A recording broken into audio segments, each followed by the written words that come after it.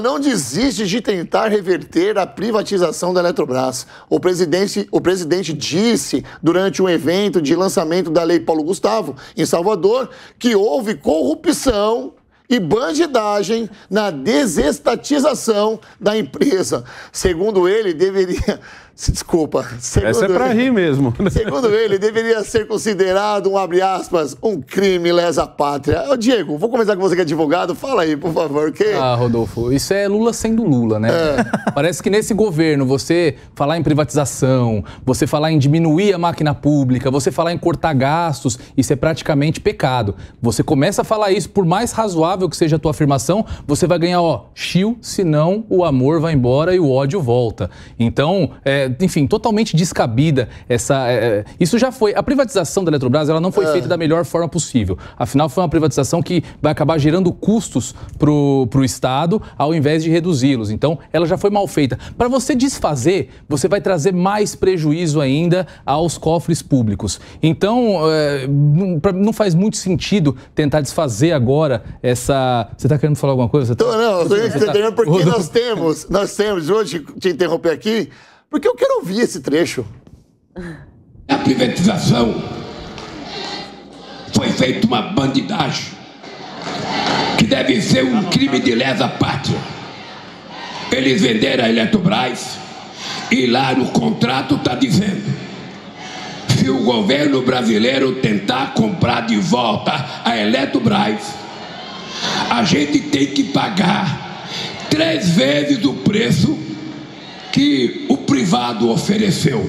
O próprio governo fez uma lei prejudicando o governo e nós vamos apurar, nós vamos abrir processo e nós vamos tentar provar a corrupção que houve neste país. Pode concluir, Diego. E é isso.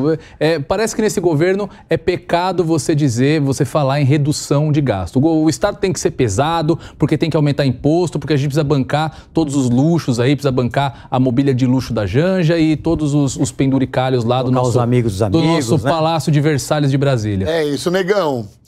Quando ele fala que isso é um crime lesa pátria... Esse rolê foi louco, né? Esse rolê foi louco. Nesse dia ele tava empolgado, hein, mano? Foi uma atrás da outra, ele Será mandou... que ele tomou, hein? Esse rolê... eu imagino, Paulo. Esse rolê ele chorou, nesse rolê a moça abraçou ele dizendo que o Brasil tá passando fome no governo dele, hein? É sempre bom lembrar isso. 5 meses de governo, não foi... que tá em governo. Não foi na primeira semana de governo, não, que você ainda poderia colocar isso daí no colo do Bolsonaro. 5 meses de governo. Tenha santa paciência, a gente já, Petrolão, Mensalão, Correios, a gente já provou por A mais B que nós somos péssimos em gerir o patrimônio público, nós somos péssimos, a gente não tem que ter empresa pública. Sei lá, talvez só a Petrobras, que seria, assim, não... Do jeito que ela está rodando hoje, para mim, ela já estaria boa, mas tem muitas empresas que a gente olha hoje, a gente fala, cara, para quê? Só para a gente poder ficar depois distribuindo o cargo de segundo escalão, só para a gente depois ter que ficar colocando um amiguinho que me ajudou na eleição, só para a gente poder dar prejuízo e cobrar do cidadão, porque é assim que funciona.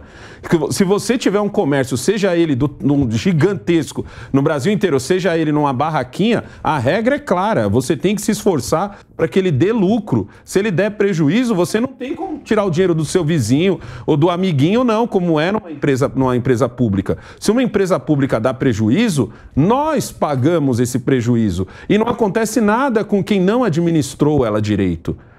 Exatamente isso. E a gente está voltando para isso com uma velocidade tão rápida. A gente está voltando, parece que a gente voltou no tempo, nem parece que a gente está vivendo o agora. Não é? Dá a impressão que a gente... Será que a gente está no multiverso? Está sendo tão rápido. Nós estamos no multiverso, Paulo? Ele prometeu tanta coisa para tanta gente. O Negão tá mexendo com muita internet, cara. Daqui a pouco vai ser censurado. Vamos lembrar que o Dino virou um dos Vingadores. É difícil nós estarmos no multiverso. Ele tem que acomodar tantos amigos dos amigos que ele prometeu, que nada melhor que uma estatal. Afinal de contas, onde é que numa empresa privada você não pode? Coloca esse diretor lá para mim lá. Coloca esse aqui, Esse aqui é importante. Ele só vai conseguir fazer isso numa estatal. É a farra das estatais para acomodar os amigos dos amigos. Mas tão rápido, né, Palombo? Eu achava que ele ia demorar um pouco mais. Eu também, mano. Todo mundo achou, não é possível. todo mundo achou que o Lula fosse demorar um pouquinho mais. Cara de pau. Tem esse Brasil que nós estamos vendo aqui. Carol, o que faltou ele falar nesse discurso lá em Salvador? Não, ele tava muito inspirado, não dá, eu não consigo nem chegar nessa inspiração. Esse rolê foi louco. Foi muito louco, eu também tô muito louca aqui. Eu tô pensando no que o Negão comentou. Para mim, a única empresa pública válida e incrível que a gente tem hoje é a Embrapa. E ela é uma empresa que faz pesquisa e desenvolvimento. Para mim, inclusive, a Petrobras tinha que virar uma empresa de pesquisa e desenvolvimento no setor energético, inclusive para desenvolver energias limpas e deixar a parte de produção abrir o mercado para baixar valor, enfim, toda aquela história que a gente já sabe. Para mim, é a única empresa pública que funciona. É claro que a privatização da Eletrobras não foi, como o Diego falou aqui, não foi uma incrível privatização. Ela teve um jabuti terrível, imenso, que aí obriga a utilização de termoelétricas, né, usar gás, que é uma energia muito mais cara e muito mais poluente, e em estados que não têm a infraestrutura para extração do gás, ou seja, ainda tem que construir a infraestrutura. Isso é para privilegiar alguns setores, alguns deputados aí. Então tiveram jabuti sim, mas a privatização era essencial para garantir a eficiência, a capacidade financeira, eficiência operacional e modernizar o setor elétrico. Mas Lula não quer isso, né? Ele quer ter só espaço para colocar companheirado, como o Palumbo falou. Isso aí. Perfeito. Bom, antes de eu começar a falar aqui, eu vou dar 1 minuto para cada um, começando com você, Palumbo. Bom, eu acho que ficou bem claro, né? Obrigado, Palumbo. Por favor, gente. Não, ele quer acomodar os amigos dos amigos. Ele tem muita gente para atender. Então é claro que ele não vai concordar com nenhuma privatização. Aliás, o que vai dar lucro para eles? Da onde que eles podem cometer o crime de corrupção? Para onde eles podem pegar aquele dinheiro sujo, propina? Nada melhor do que uma estatal. Olha o que fizeram com a Petrobras. Olha o que fizeram com essa empresa. Então eles querem voltar. Parece que nós estamos voltando no tempo, como o Negão falou. Eles se esqueceram que eles ficaram no comando desse país mais de 10 anos, fazendo as mesmas lambanças que eles estão fazendo agora. Querem fazer novamente. Então fica muito difícil, né? Diego, não é de fato o Brasil que ele encontrou lá em 2003. Será que ele não acordou para isso ainda? Certamente ele não acordou, Rodolfo, porque você observando a conduta do Lula, as falas do Lula, parece realmente que ele está lá no seu primeiro mandato, em que ele surfou todas as benesses econômicas deixadas pelo governo FHC, surfou o boom das commodities, um grande movimento mundial. O boom das commodities. Ah, cuidado com o cacófito aí, que um juntando o outro virou outra coisa. Eu percebi, mas você em casa que também. Fique claro para nossa audiência. Eu percebi, o boom me segurei, das commodities. Agora fala rápido. Boom das commodities. Então, eu confesso que eu já ia procurar no Google aqui. Então. Você está acabando com o meu minuto, Rodolfo. 20 segundos para você. Pois é. E é isso, o Lula parece realmente estar ainda em 2003, até pela forma com que ele se comporta. Mas eu quero deixar aqui a respeito da privatização uma frase do Milton Friedman. Ele dizia que se o Estado administrasse o deserto do Saara, em 5 anos faltaria areia. É exatamente isso. Nossa, tá parecendo aquele negócio, aquele negócio da carta, aquela rádio no final da noite, tipo 2 horas da manhã, fulano manda pra ciclana. Ai, se eu pensasse em você, sobrasse um pedacinho de mim, sumisse, bum, cadê eu?